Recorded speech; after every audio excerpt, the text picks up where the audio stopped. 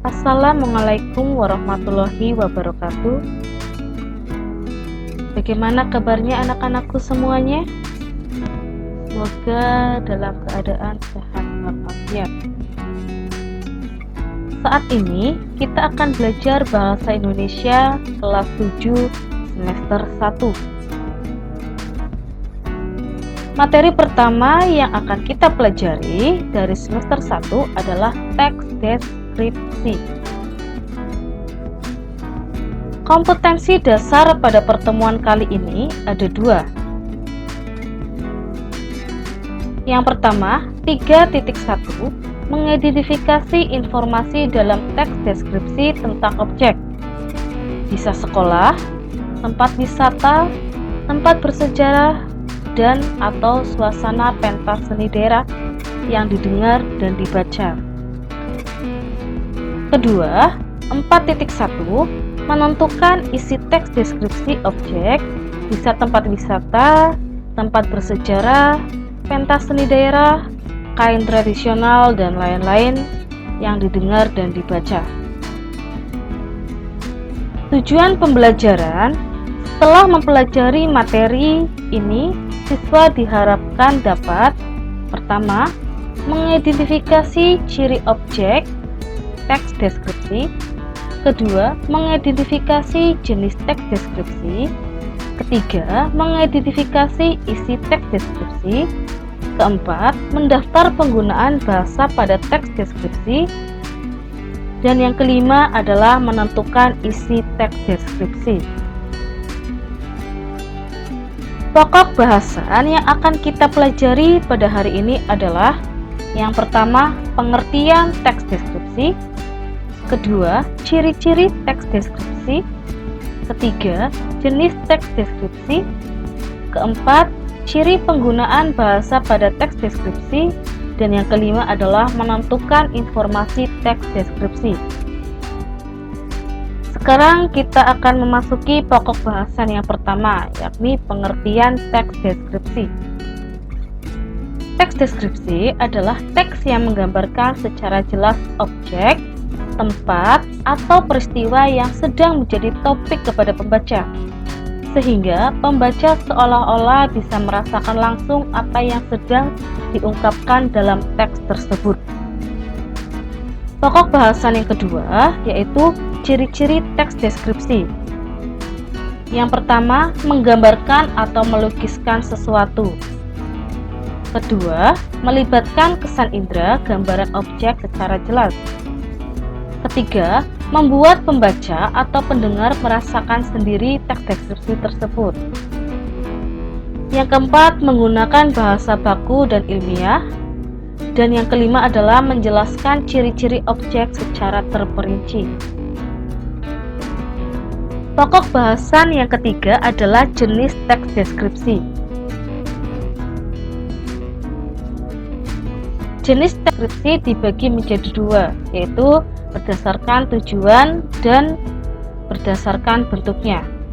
Berdasarkan tujuannya, teks deskripsi dibagi menjadi dua, antara lain sugestif, yang bertujuan menciptakan pengalaman kepada diri pembaca karena berkenalan langsung dengan objeknya. Kedua, ekspositoris, bertujuan memberi identifikasi atau informasi mengenai suatu objek. Jenis teks deskripsi yang kedua yang berdasarkan bentuknya dibagi menjadi dua, antara lain teks deskripsi berdiri sendiri sebagai teks. Yang kedua, teks deskripsi sebagai bagian teks, bisa di dalam cerpen, novel, lagu, ataupun iklan. Kemudian pokok bahasan yang keempat yaitu ciri bahasa teks deskripsi. Yang pertama, sinonim kata yang bermakna khusus. Ada kata umum dan kata khusus. Kata umum adalah kata yang ruang lingkupnya luas dan mencakup banyak hal. Sedangkan kata khusus adalah kata yang ruang lingkupnya cakupan maknanya lebih sempit.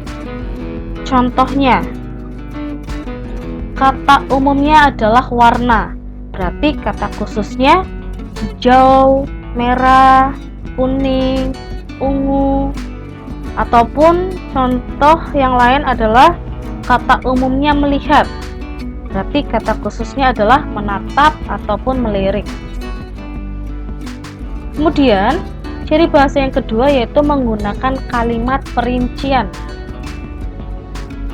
Kalimat perincian digunakan untuk menjelaskan kalimat yang lain yang lebih umum sehingga lebih mengkonkretkan apa yang disampaikan pada teks tersebut.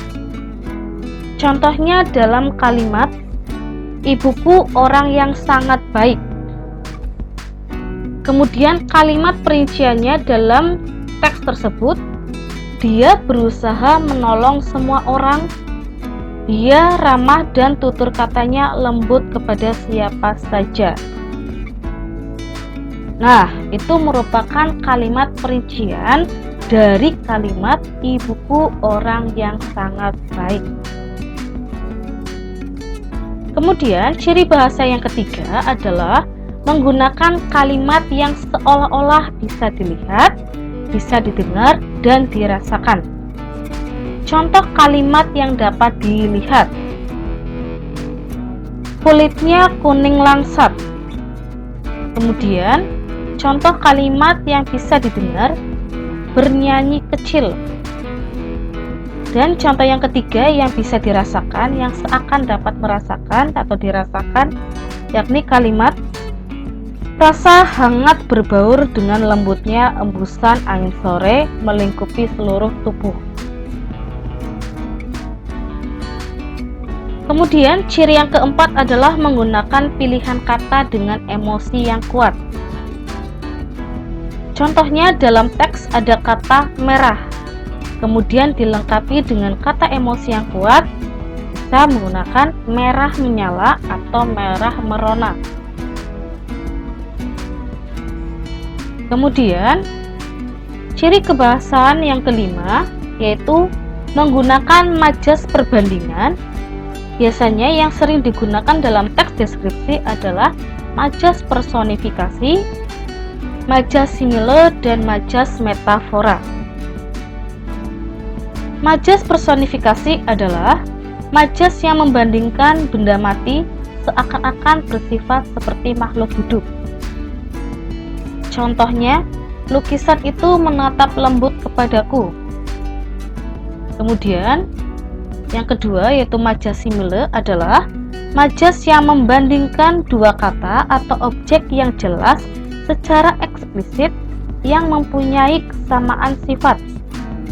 Biasanya, ciri majas ini menggunakan kata penghubung layaknya, ibarat, bagai, bak, dan umpamanya. Contohnya, kata-katamu sangat kasar, ibarat pisau yang menusuk jantungku. Kemudian majas yang ketiga adalah majas metafora, adalah majas yang mengungkapkan perbandingan dua hal atau objek yang tidak sama menjadi paduan persamaan. Contohnya, hati seorang wanita memang selembut sutra. Kemudian kita memasuki materi terakhir atau pokok bahasan yang terakhir adalah menentukan informasi teks deskripsi. Ada 3 tahapan dalam menentukan teks deskripsi, yaitu 1. Membaca secara keseluruhan teks deskripsi. 2. Memahami isi teks deskripsi. Ketiga, menemukan ide pokok setiap paragraf dalam teks deskripsi. Mungkin itu saja materi hari ini. Kita bertemu lagi untuk pertemuan berikutnya. Wassalamualaikum warahmatullahi wabarakatuh.